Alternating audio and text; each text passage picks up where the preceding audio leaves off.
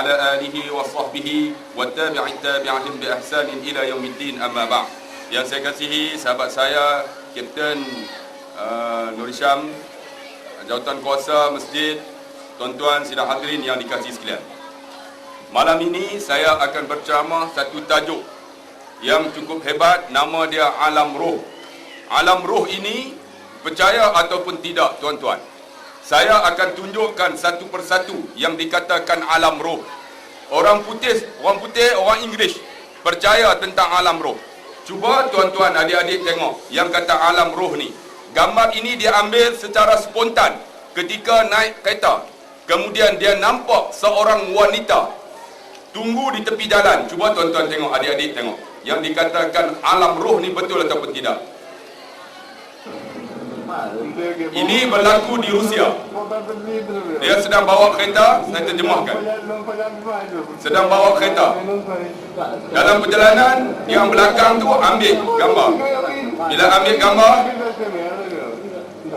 ambil gambar, kemudian di tepi jalan dia nampak seorang perempuan sedang menanti di tengah malam. Perempuan yang cantik. Yang belakang ni ambil gambar. Kemudian dia persilakan perempuan ni masuk.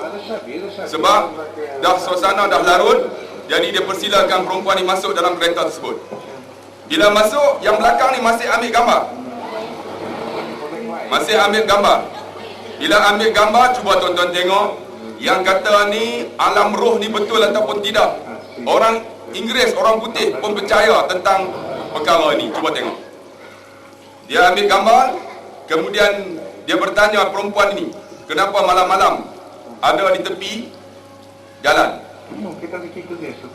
What are you doing here so late? Dia tanya perempuan tadi. Kemudian perempuan ni kata apa? Dia marahlah. Orang yang depan tadi, kenapa ambil gambar perempuan tadi? Dia tanya, apa nama dia? Nama dia Teresa. Kemudian dia tanya, kenapa berlaku kat kamu? Kemudian tengok perempuan tadi kata apa? Dia tunjuk perkara yang berlaku. Dia marah. Yang perempuan yang depan tadi marah kerana yang belakang tu ambil gambar. Cuba tuan-tuan tengok. Dia ambil gambar, dia nak air. Jadi dia nak minum. Bila nak minum, yang depan ditanya, apa berlaku kepada saudari? Kemudian perempuan tadi bagi tahu bahawa di depan sana dia sedang bawa kereta. Kemudian dekat lampu tadi, dekat lampu tu, dan didapati dia aksiden. Bila aksiden, ditanya, dia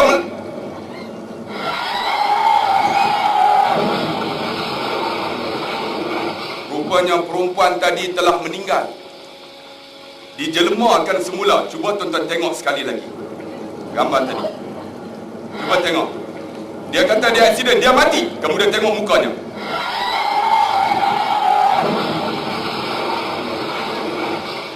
Dan kereta tadi aksiden.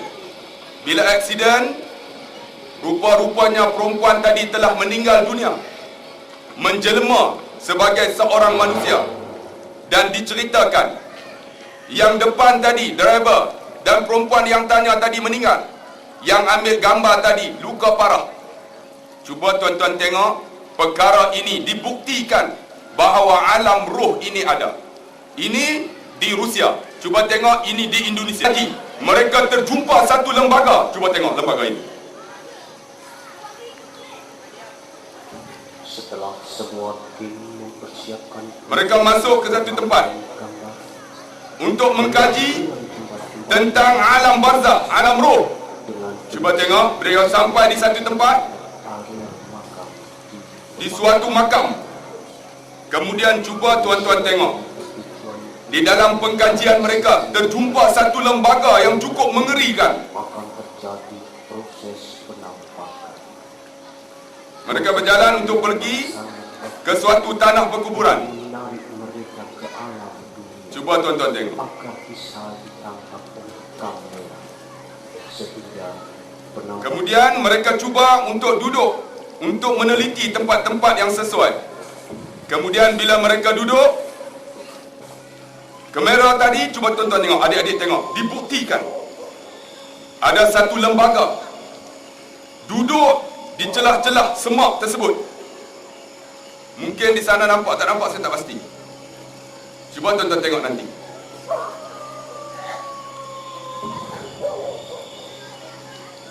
Kamera ini ambil gambar, kemudian nampak tak penampakan arwah perempuan nampak di ujung? Arwah ternyata membuahkan hasil yang Nampak tak tidak? Seorang perempuan di tepi pokok tu. penampakan arwah wanita.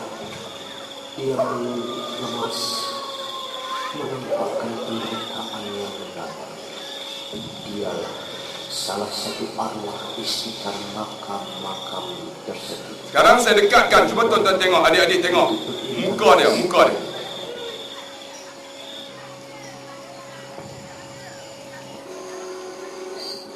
Mereka nampak satu gambar, cuba tengok. Ketika mana sedang ambil gambar ni, tiba-tiba terjumpa satu gambar, satu wajah yang sedemikian, cuba tengok.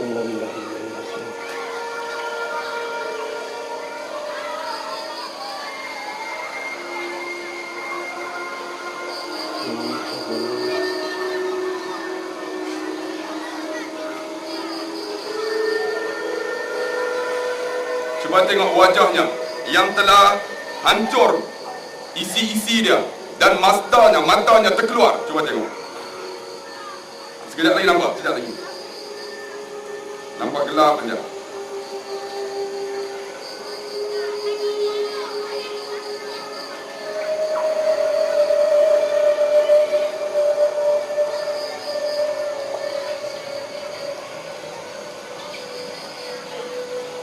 Ini secara tidak sengaja diambil gambar, secara spontan. Nah, cuba tengok muka dia, muka dia.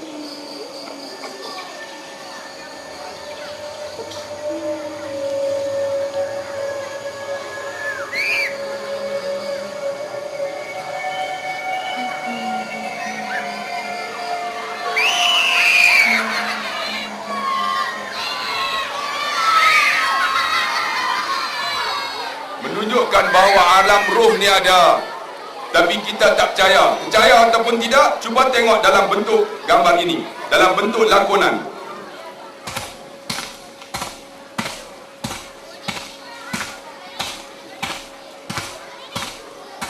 Semua kita akan sampai pada satu alam ini.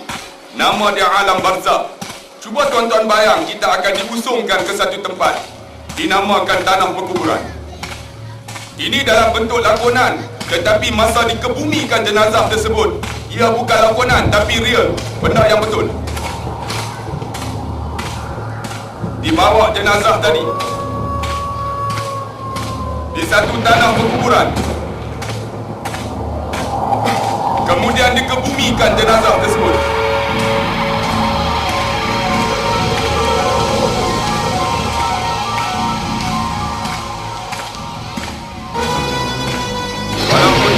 Dalam bentuk gambar, tapi yang ini bukan lakonan, yang ini betul. Ketika digalikan jenazah tersebut dan dikebumikan, perkara ini kita akan alami tuan-tuan, sama ada suka ataupun tidak suka, tetapi ini akan berlaku dengan kita. Sama ada suka ataupun tidak, kita akan dimasukkan ke dalam alam kubur, namanya alam barzakh. Bismillahirrahmanirrahim. Wahai hamba Allah, engkau kini telah kembali ke hadrat Kita Allah. akan suatu ketika nanti dimasukkan Wahai ke dalam hamba liang lahat. Allah, setelah Yang kami kata alam barzakh meninggalkan ni alam roh nanti, akan datang kepadamu dua makhluk. Cuba tuan-tuan bayang, sampai satu Janganlah ketika engkau nanti takut dan kita akan bimbang, dimasukkan ke dalam alam kubur. kerana mereka juga hamba Allah sepertimu. Gambar ini gambar yang Mereka betul, akan dikebumikan jenazah. mendudukkanmu. Kemudian suatu ketika nanti kita akan dimasukkan tanah ke dalam kubur kita, dan kita akan ditinggalkan keseorangan. Cuba tuan-tuan Siapa bayang Tuhanmu? dengan amalan yang kita lakukan selama Apa ini. agamamu? Siapa imam pemimpinmu? Apa kiblatmu? Siapa saudaramu? Hai hamba Allah, janganlah takut.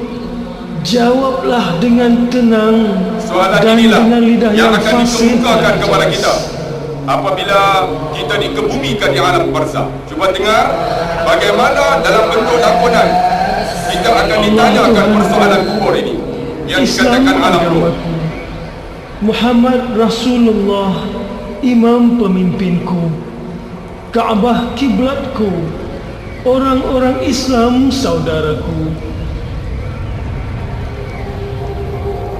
Cuba tuan-tuan bayang, adik-adik bayang ketika mana kita ditinggalkan di alam barzah nanti. Cuba tengok dalam bentuk lakonan ini. Tapi ini akan berlaku kepada kita tuan-tuan.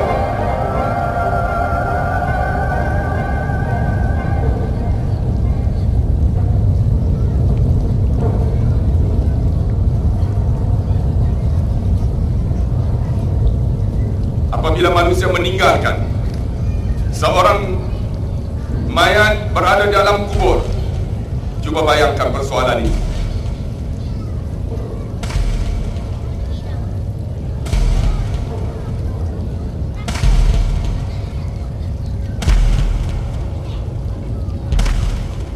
Ini digambarkan sebagai satu mayat yang berada di alam kubur. Wahai hamba Allah, mari kemari ke kampung asalmu. Cuba tuan-tuan bayang kalau kita banyak dosa untuk bertemu dengan Allah. Pulanglah dari kembaraan. Apa yang kau bawa? Apa yang kau bawa?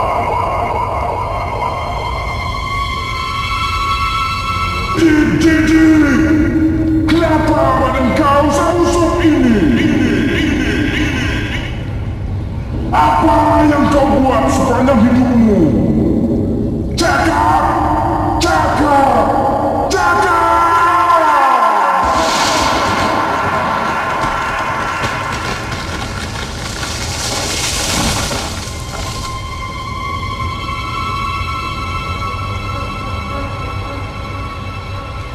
Cuba gambarkan kalau kita berada di dalam suasana ini.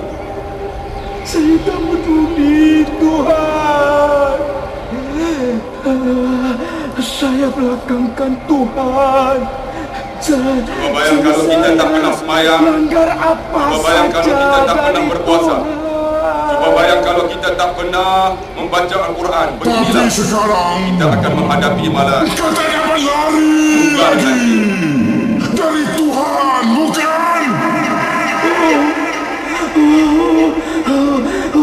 Tuhan, Tuhan, ampunkan aku.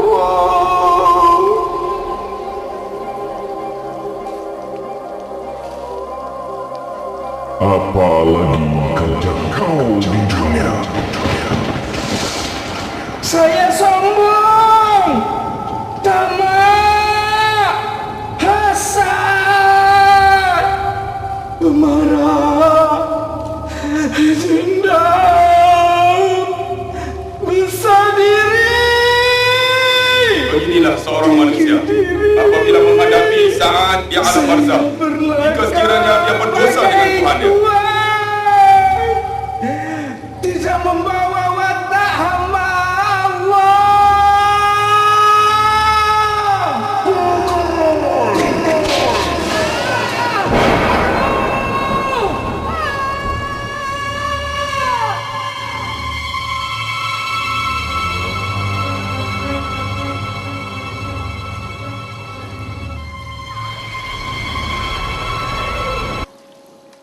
begitulah gambaran yang katakan alam ruh ini, alam barzah ini. Jadi bagaimanakah yang dikatakan mati itu pasti? Banyak ayat Quran yang menyebut tentang mati. Di antaranya 4 ayat Quran yang saya bawa. Qul innal mautal ladzi tafirruna minhu fa innahu mulaqikum. Katakanlah sesungguhnya mati yang kamu lari daripadanya, ia akan datang menemui kamu. Kullu man 'alaiha fan wa yabqa wajhu rabbika dzul jalali wal ikram. Setiap yang hidup akan binasa, yang kekal hanyalah Allah yang Maha Agung dan Maha Bijaksana. Dalam ayat yang lain Allah kata lagi, "Walladzi ja'ala lakumul arda zalulan famshu fi manakibiha wa kulu min rizqihi wa ilaihin nusyur." Dialah yang menjadikan bumi ini tempat yang mudah bagi kamu. Maka terogailah mana saja yang kamu kendaki. Sesungguhnya kepadanya lah kamu dikembalikan. Dalam ayat yang keempat Allah kata, summa innakum ba'da dzalika lamayitun, summa innakum yaumal qiyamati tub'atsun. Kemudian kamu selepas itu akan mati. Sesungguhnya kamu pada hari kiamat akan dibangkitkan. Banyak ayat Quran yang menyebut tentang mati ini, tapi saya ambil 4 saja. Bagaimanakah seorang menghadapi saat kematiannya? Di dalam kitab Al-Ibtida' Qabla al-Maut menghuraikan, apabila seorang itu meninggal dunia, Israel ni akan datang ambil nyawa kita. Tuan-tuan tahu belah mana nyawa kita akan diambil? Melalui mulut kita. Jika sekiranya mulut kita ini sentiasa berpuasa, mulut kita sentiasa baca Quran, mulut kita sentiasa zikir kepada Allah, Quran yang kita baca, zikir yang kita laungkan, puasa yang kita tinggalkan, tak makan dan minum, akan halang malaikat Israel ambil nyawa melalui mulut kita. Ni kita nak sambut puasa ni minggu depan, betul tak? Tapi nak ikut puasa ni mestilah ikut akan syarat-syarat puasa. Tapi kebanyakan kita puasa aja, adik-adik puasa, tapi puasa tipu pada puasa yang yuk. Bangun pagi seluk periuk.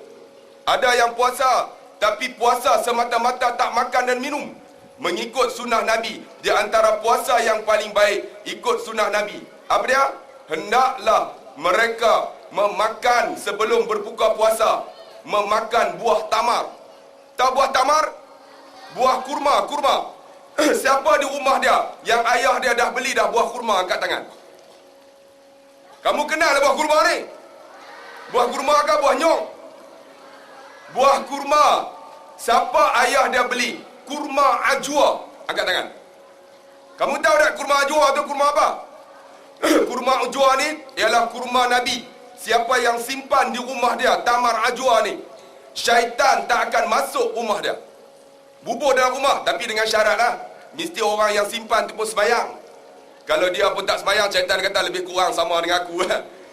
Sembahyang, timpan dalam rumah, insya-Allah syaitan tak akan masuk rumah dia. Tapi dengan syarat, tuan-tuan, kalau makan buah tamar ni, dia ada kesan sampingan.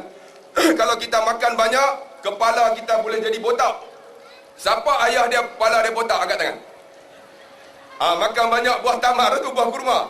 Sebab apa? Orang tanya saya, Ustaz, kenapa botak? Kamu tahu kenapa botak? Kerana mahal. Kamu tahu harga sekilo berapa? Sekilo 120.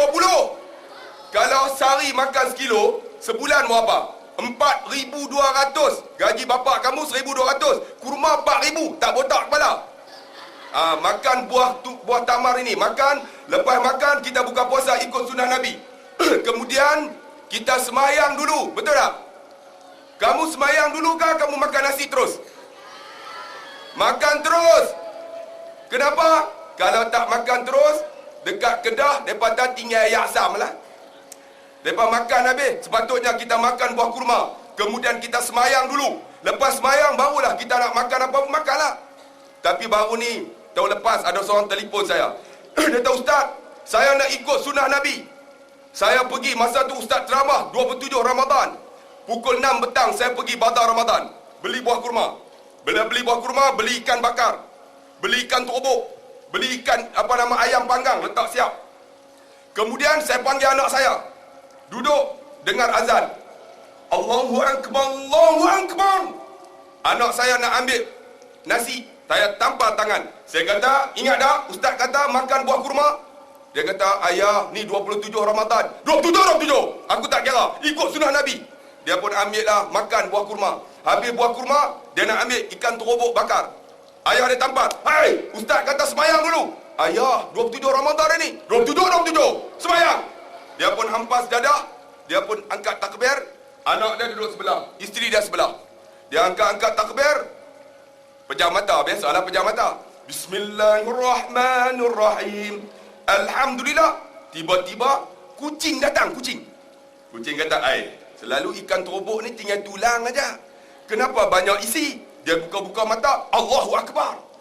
Kucing. Macam mana nak halau kucing ni? Kalau tidak habislah ikan terobok dah. Dia pun kuat sikit. Iyyaka na'budu. Kucing tu kata, aku duk dengar selalu dah. Kucing tu kejip mata. Tak takut. Dia kata, Macam mana dia nak halau ni? Lepas tu dia buat apa adik-adik, tuan-tuan? Dia teringat surah Al-Qari'ah. Dia pun baca, Bismillahirrahmanirrahim, Al-Qari'ah, Mal-Qari'ah. Kemudian tang wataku. Dekat wataku tu dia kuat. Watakunul jibalu kal'ihnil manbut. Kucing tu dengar lari. Dia tengok-tengok, Alhamdulillah, selamat ikan terobok aku. Kalau tidak habis. Itu sunnah Nabi. Kita semayang, lepas semayang barulah kita makan, betul tak? Barulah enjin kita dekat perut kita ni dia proses. Mula-mula lepas makan kurma, bila kita dah semayang, kena kita makan, barulah enjin kita baru di kebarat tadi.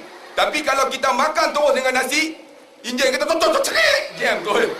Jadi KI 20. Kita ikut sunnah Nabi. Dan kita pula disunatkan bila kita nak sahur bagi akhir.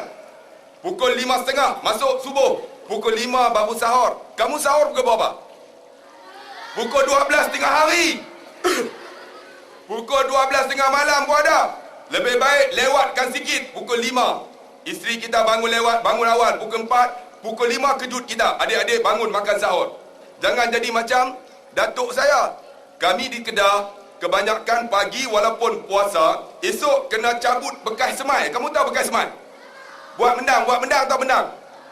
Buat padi, kena cabut bekas semai tu. Kalau tak makan, malam sahur tak kuat, tak larat.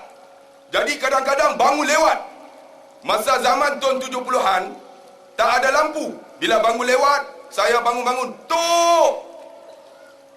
Lewat! Dia kata, jangan tengok jam. Jangan tengok jam.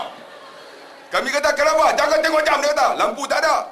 Apa masjid pun tak ada speaker. PA system tak ada. Tak dengar. Jadi bakat, bangun. Nenek saya pun cedok nasi. Letak. Kami pun makan. Makan. Dia dah habis makan. Habis, Tok Wan. Dah habis, buka tingkap. Buka, tengok matahari dua atas dah. Tok Wan. Pasal apa? Matahari dua atas dah. Tak apa. Tak sengaja. Kepala otak dah. Pukul 9 dah. Tok Wan saya buat macam tu sebab apa? Kalau tak makan, tak larat, cabut bekas mai. Esok pakat buka puasa habis. Jadi kamu jangan buat macam tu. Ni masjid ni ada speaker macam besar. Buat tak sengaja, saya tuju dengan botol ni kot. Jadi kita puasa ikut sunnah Nabi. Dan kita baca Quran. Cuba tengok budak ini. Budak ini daripada Itali. 2 tahun umurnya baca Quran. Cuba tengok. Daripada Itali. Bismillahirrahmanirrahim. Qul a'udzu rabbi. Cara dia lah baru 2 tahun.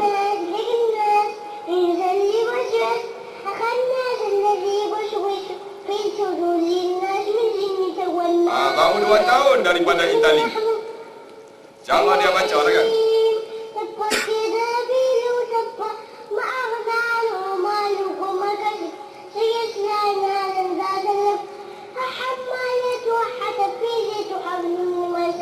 Tengok umur dia berapa? 2 tahun. Sebab tu dekat dengan Ramadan ni. Kita kalau boleh, Ramadan ni banyak baca Quran. Akan tolong kita. Masa kita nak mati esok, roh kita tak boleh keluar melalui mulut kita ini. Baru ni ada orang telefon saya. Dia kata, Ustaz, tolong datang rumah. Saya kata, kenapa? Datanglah Ustaz. Bila saya sampai di rumah dia, ada budak perempuan tu. Dia kata, Ustaz, naiklah atas rumah. Bila saya naik atas rumah, rupanya di atas rumah tu ada seorang nenek yang sudah tua. Sedang ni, Allah, duk meronta ni. Allah. Di keliling dia, ada 30 orang anak dan cucunya. Saya kata, kenapa panggil saya? Ustaz, tolong baca Quran, Ustaz. Saya tadi kamu ramai ni, seorang tak boleh. Seorang pun tak boleh baca Quran. Saya kata, saya pun ambil Bismillahirrahmanirrahim, Yasin. Bila kata Yasin saja, nenek yang meronta tadi senyap. Rupanya dia menanti siapa di kalangan anak dan cucunya nak baca Quran. Saya baca sampai separuh daripada Yasin. Dia ikut saya. Dia ikut dah habis. Tuhan nak tunjuk dekat saya. Rohnya bergerak daripada kaki ni. Bergetar ni. Bila bergetar sampai dekat halqum dia. Kemudian bergerak melalui tangannya. Terangkat, jatuh, meninggal. Saya tanya, Ya Allah, 30 orang anak dan cucu. Seorang tak boleh baca Quran. Tak boleh. Rupanya nenek ni duk menanti seorang untuk baca Quran. Sebab itulah tuan-tuan, siapa baca Quran akan halang malaikat Israel ambil nyawa melalui mulutnya. Ataupun zikir. Hari ini ada kita zikir? Ada. Tu benang ilallah wa raja'na ilallah wa nadimna ala ma fa'alna. Ada tak? Tak pernah zikir kepada Allah. Sedangkan zikir tu akan halang malaikat Israel ambil nyawa melalui mulut kita. Bila tak boleh, Israel pergi jumpa. Ya Allah, tak boleh ya Allah. Maka kata Allah, ambillah nyawanya melalui tangannya. Siapa yang tangannya sentiasa bersedekah?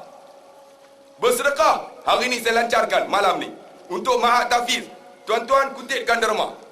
Siapa bagi sedekah? Sedekah yang kita keluarkan akan halang malaikat Israel ambil nyawa melalui tangan kita ni. Baru ni saya ceramah di satu masjid, Masjid Batu, dekat Pulau Pinang. Ada seorang pelajar datang jumpa saya, Ustaz, saya nak pergi Madinah, tak cukup 3,100. Saya tak apa, ikut saya. Dekat masjid tu ada lebih kurang 500 orang. Saya akan berceramah, lepas ceramah saya akan umumkan. Maka saya umumkan 500 orang, saya ingat mungkin dapat RM500. Tapi dengan izin Allah, ceramah saya tu menyentuh hati mereka. Tuan-tuan tahu, 500 orang nak 3,100 dapat berapa? 5,000. 500 orang 5,000 tuan-tuan.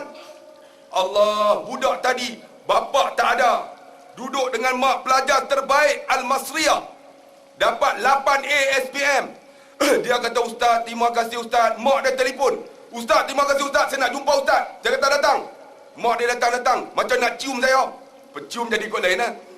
Saya kata tak payah. Sampai macam tu nak ucap terima kasih. Saya kata, ya Allah, hati manusia bila dekat dengan Allah, dia keluar seperti mana air yang mengalir.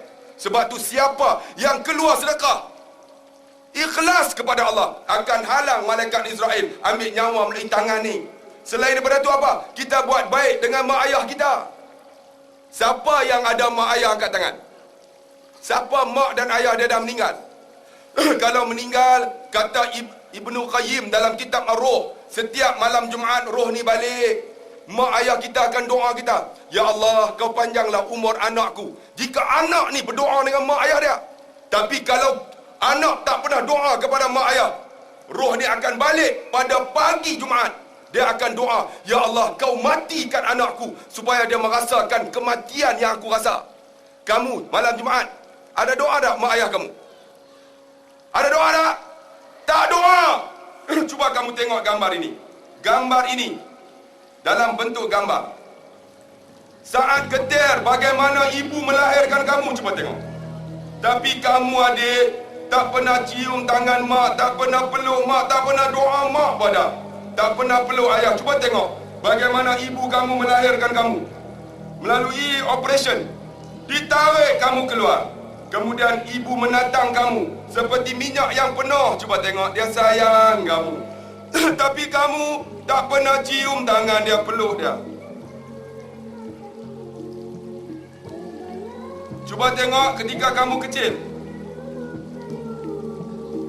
dia sayang kamu. Cuba tengok apa berlaku. Ini dalam bentuk gambar aja. Bila kamu dah dewasa, cuba kamu tengok tuan-tuan. Mak dia miskin, ayah dia tak ada. Mak ni sedia ala kadar aja. Tapi anak lelaki tu cuba tengok, dia hina mak ni, dia kutuk mak. Sedangkan mak itulah yang melahirkan dia, mak itulah yang membesarkan dia. Cuba tuan-tuan tengok, adik-adik tengok, kecil hati mak tadi. Bila anak yang dia lahir, anak itulah yang hina dia, anak itulah yang kutuk dia.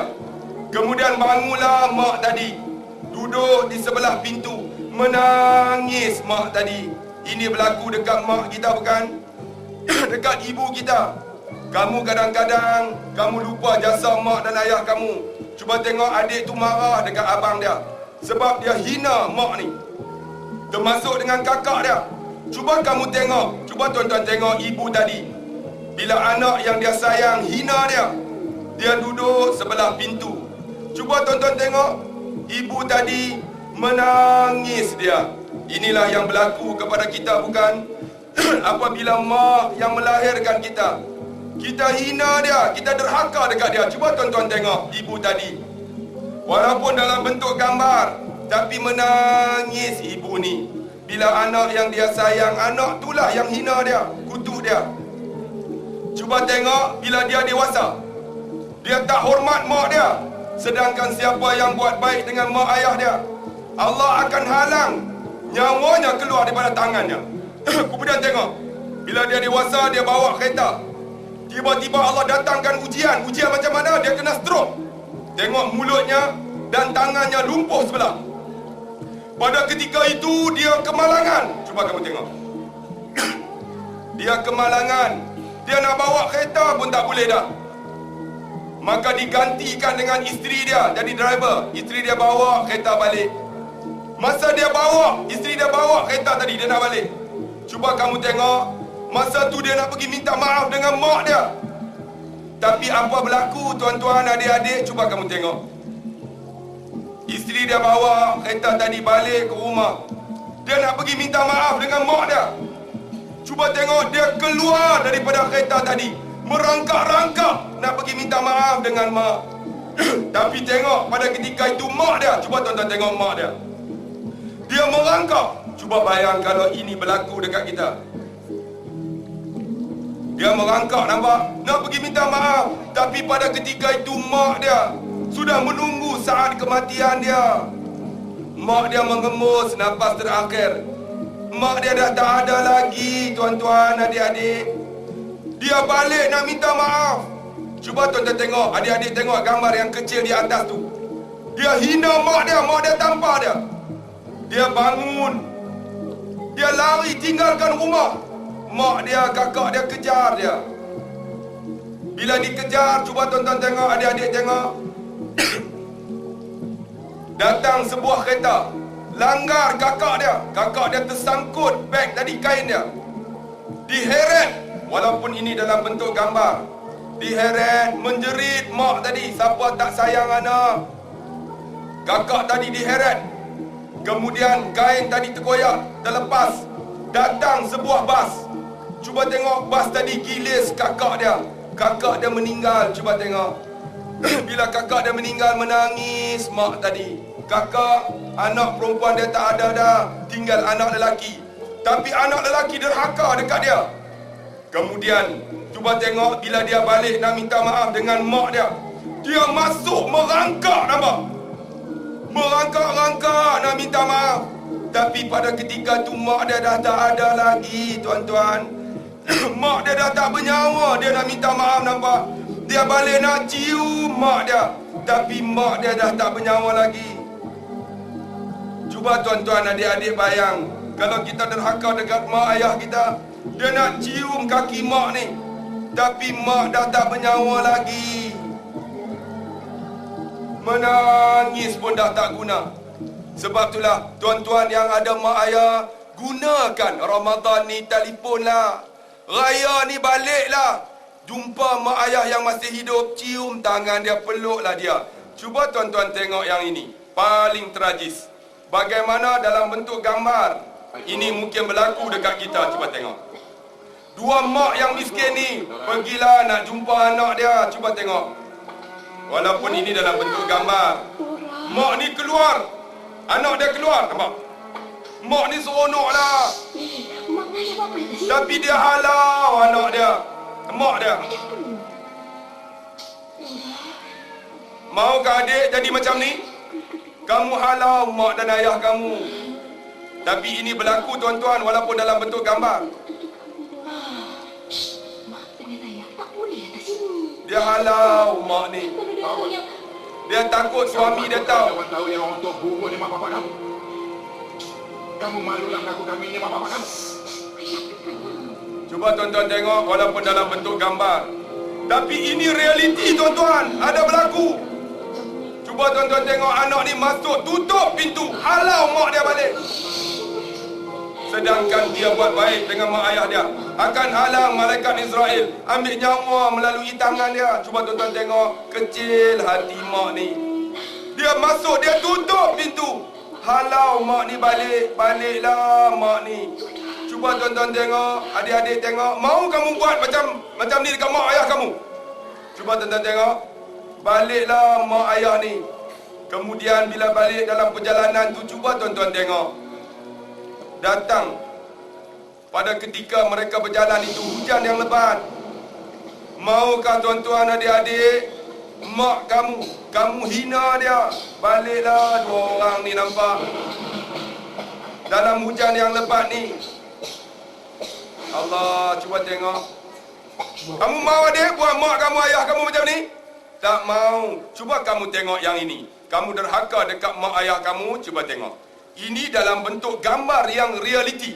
Dikatakan seorang perempuan di Jordan, dia derhaka dekat mak dia. Mak dia sumpah dia. Cuba tengok.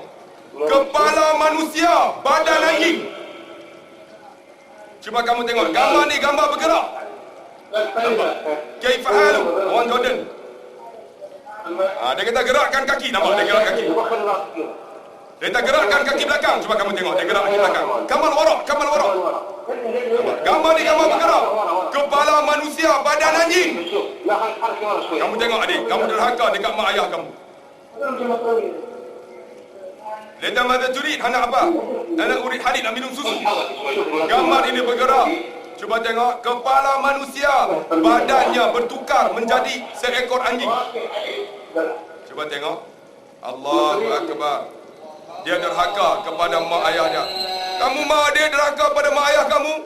Cuba tengok yang ini pula. Mak dia ada dua orang anak. Yang pertama perempuan, yang kedua perempuan. Dia mengandung pula.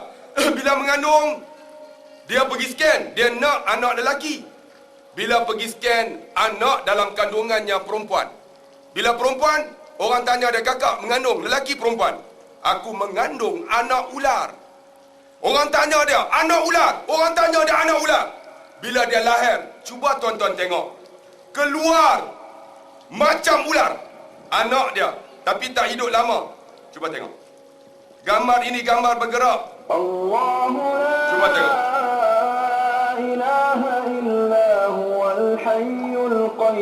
Cuba tengok mata dia. Itu dia matanya. Dengan badannya bersisik macam ular.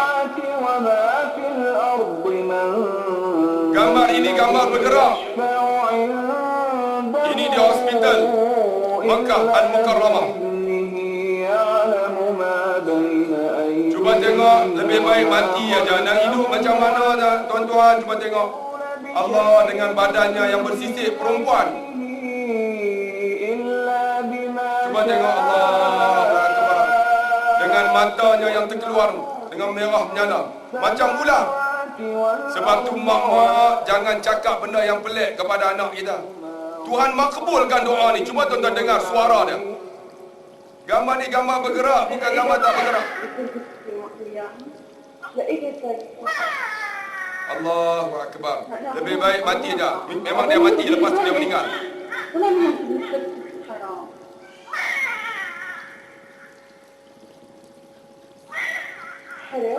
Tengok. Allahu Akbar. Tapi apa yang berlaku? Umat Melayu, bukan mereka jaga anak mereka. Cuba tengok yang ini. Ini di Alostar. Alostar tuan-tuan, cuba tengok. Di Alostar, anak yang dia lahir umurnya 15 tahun daripada zina. Tangan dia ambil anak dia. Dia bawa masuk dalam satu plastik hitam. Kemudian dia bunuh anak dia. Sebelum dia bunuh, siapa yang berjumpa bungkusan ini, tolong kebumikan janin ini, saya kejahilan. Dia bunuh anak dia sendiri. Dia masuk dalam plastik hitam. Dia ikat anak dia, dia bunuh. Cuba tengok. Ini dia Alostar. Bunuh anak sendiri. Cuba tengok punya zalimnya, nampak? Yang ini pula di Singapura. Satu hari orang Melayu bunuh anak mereka daripada hasil zina. Cuba tuan-tuan tengok. Itu dia. Ni anak yang dibunuh. Cuba tengok. Sehari ni dikebumikan oleh Persatuan Agama ni, Islam. Anak-anak yang dibunuh di Singapura. Itu dia. Mereka bunuh anak mereka sendiri. Punya zalimnya, nampak? Allahu Akbar. Ini janin-janin yang nak dikebumikan. Cuba tuan-tuan tengok. Mereka guna tangan mereka bunuh anak mereka sendiri. Ini Persatuan Islam di Singapura. Allahu Akbar. Sebab itulah kita ada tangan buat baiklah kepada mak ayah kita. Kalau boleh hulurkan. Yang kedua, yang ketiga, bantuan. Siapa yang buat baik ini, sedekah, buat baik dengan mak ayah, akan halang malaikat Israel ambil nyawa melalui tangan kita. Bila tak boleh, kata Israel, tak boleh ya Allah. Maka kata Allah, ambillah nyawanya melalui kakinya. Ni kaki kita ni. Ni adik-adik yang duduk ni. Kamu dengarkah kamu lena? Kamu duduk, kamu dengar ni. Kaki yang kamu guna berjalan daripada quarters tadi, tempat kamu duduk, akan halang malaikat Israel ambil nyawa melalui kaki kita. Tapi tuan-tuan tengok, orang Melayu bukan pergi masjid. Pergi ke mana? Ini di Petaling Jaya. Sebuah kereta kancil masuk. Bila masuk, kereta itu tertulis Universiti Kebangsaan Malaysia. Tapi yang keluar tuan-tuan daripada kereta, 2 orang perempuan pakai tudung, tapi Kristian. Orang Melayu bukan pergi masjid, pergi gereja. Tidak tengok. Pakai tudung, ikut lelaki Cina, Kristian. Allahu Akbar. Ini berlaku tuan-tuan. Sedangkan kaki yang dia guna pergi rumah Allah, akan halang malaikat Israel ambil nyawa melalui kaki kita. Cuba tuan-tuan tengok yang ini. Nama dia Syekh Ahmad Yasin. Dia lumpuh seluruh badan, keluar daripada masjid waktu subuh. Dia ditembak dengan 3 peluru berpandu. Cuba tuan-tuan tengok dalam bentuk gambar ini. Saya buat. Berkecai kepala dia. Cuba tengok Syekh Ahmad Yasin.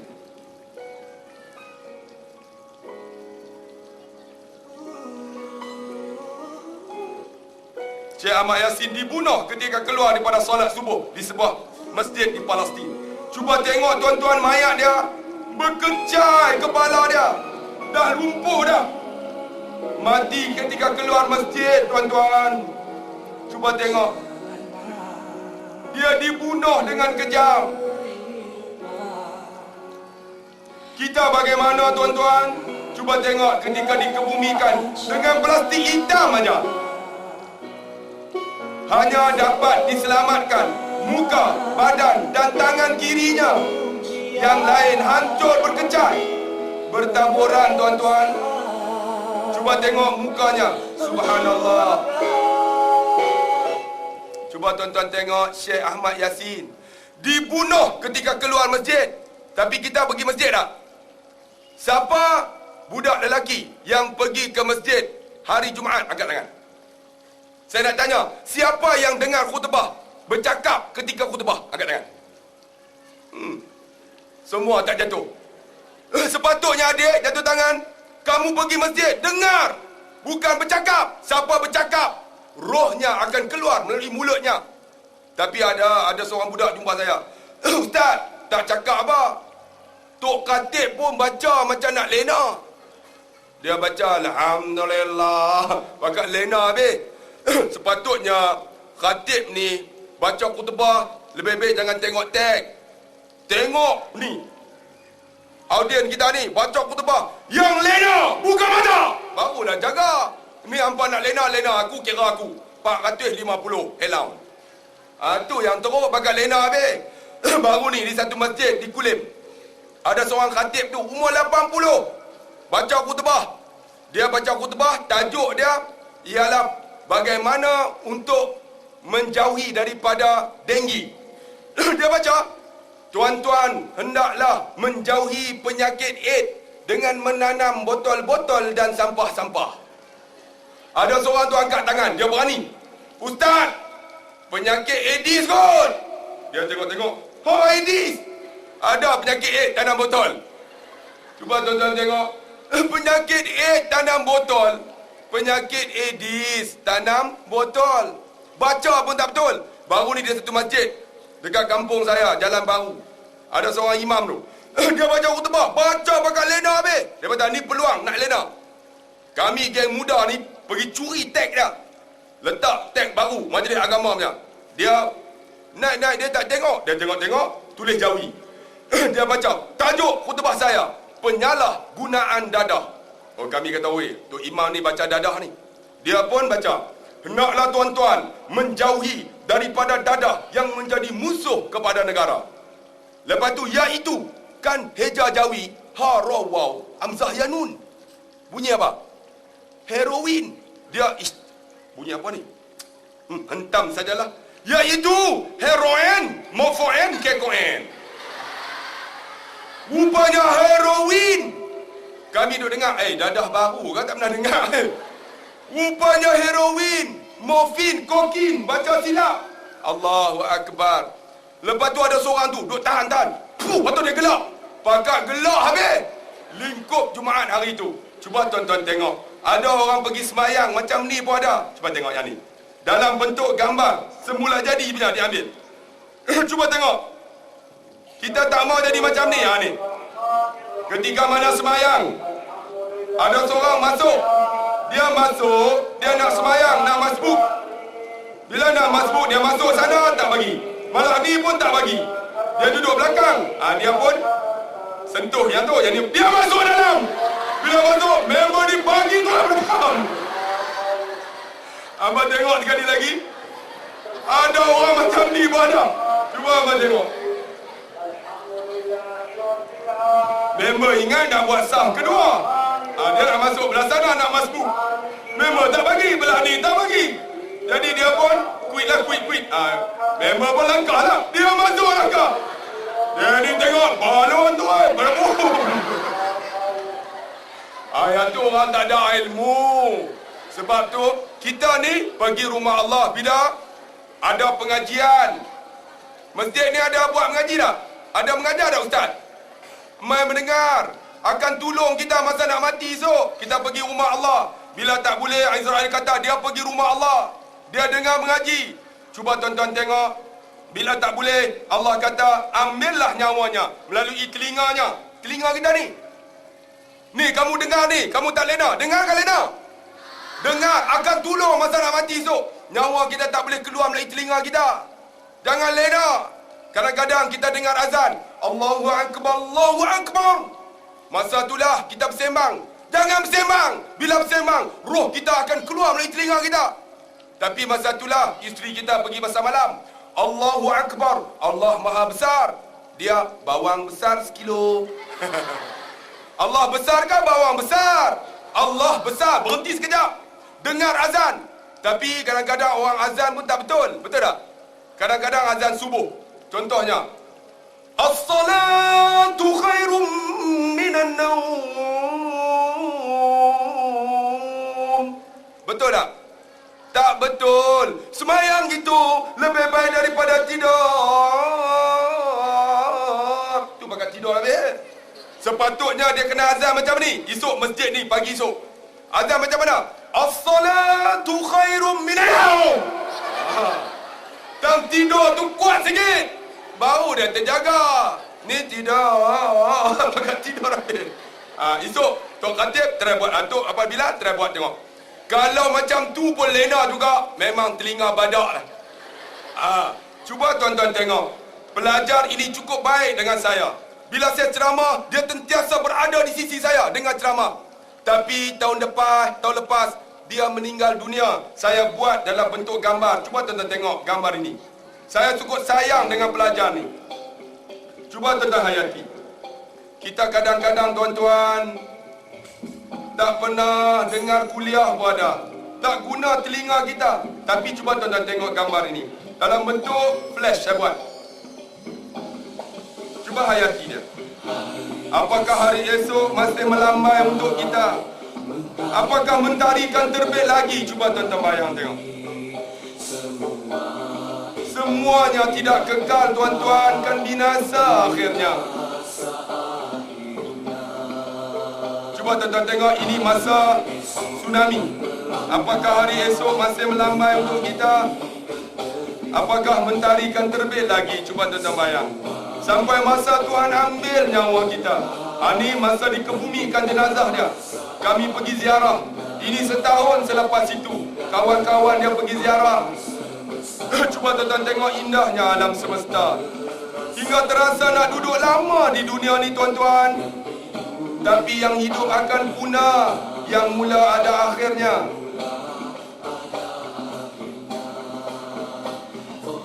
Cuba tuan-tuan tengok indahnya ciptaan Tuhan. Tapi yang ada ni sementara aja. Cuba tuan-tuan bayang sampai masa Tuhan ambil nyawa kita. Semuanya akan sirna, akan punah. Yang kekal hanyalah Allah. Dia telah tentukan usia makhluk semua, tuan-tuan, adik-adik. Ini masa tsunami. Cuba tuan-tuan tengok, bila kita mati, alangkah hinanya manusia. Bila jadi mayat, tuan-tuan, ditarik dalam keadaan bertelanjang, nampak? Kemudian diletak, ditutup dengan kain aja. Ada yang dibiarkan telanjang. Cuba tuan-tuan tengok, alangkah hinanya manusia. Apakah esok masih melambai untuk kita? Apakah mentari akan terbit lagi? Cuba tuan-tuan bayang. Semuanya tidak kekal, tuan-tuan, kan binasa akhirnya. Sampai masa Tuhan ambil nyawa kita. Kita ada kawan, kita ada kasih kepada mak ayah, kawan-kawan kita. Tapi semua tu sementara aja. Bahagia ada batasnya, suka duka silih berganti. Kita seronok, tapi kita tak ingat sampai masa Tuhan ambil nyawa kita. Apakah esok masih ada untuk kita? Apakah mentari akan terbit lagi, tuan-tuan? Cuba bayang tengok adik-adik, tuan-tuan. Yang pasti kita semua menunggu saat binasa aja.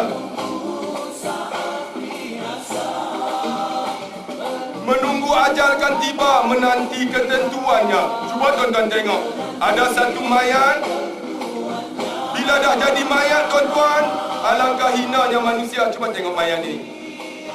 Dia telah tentukan, nampak? Ditolak dengan kayu aja. Dimasukkan dalam plastik, ditutup, diletak di tepi jalan aja. Cuba tuan-tuan tengok, alangkah hinanya manusia. Yang hidup akan mati, tiada kekal abadi. Dia telah tentukan usia kita, tuan-tuan, sampai masa Tuhan ambil nyawa kita. Cuba tuan-tuan tengok, yang hidup akan mati, tiada kekal abadi. Cuba tengok satu mayat ini. Bila dah jadi mayat, nampak membengkak, ditolak dengan kayu, ditarik, dibawa masuk dalam plastik, diletak di tepi jalan aja. Cuba tuan-tuan tengok, apa hebatnya kita. Yang hidup akan mati, tiada kekal abadi. Sebab itulah, adik-adik, tuan-tuan, kita gunakan telinga ni, mailah dengar ceramah, dengar kuliah, dengar azan elok-elok. Tapi ada orang tak mau dengar pada. Kadang-kadang kutuk pada apa dia buat ceramah ni. Hina. Bila tak boleh dia mai rumah Allah, dia dengar ceramah, Israel berjumpa. Ya Allah, tak boleh ya Allah. Maka kata Allah, ambillah nyawanya melalui mata kita ni. Ni mata ni. Mata kita. Kata Nabi, siapa yang menangis kerana dosanya yang dilakukan pada waktu malam, dia menangis, fafadat ainahu, jaminlah rohnya tak boleh keluar melalui mata kita. Saya nak tanya adik-adik, bapa kamu ada tak bangun malam menangis pada malam hari? Ada tak?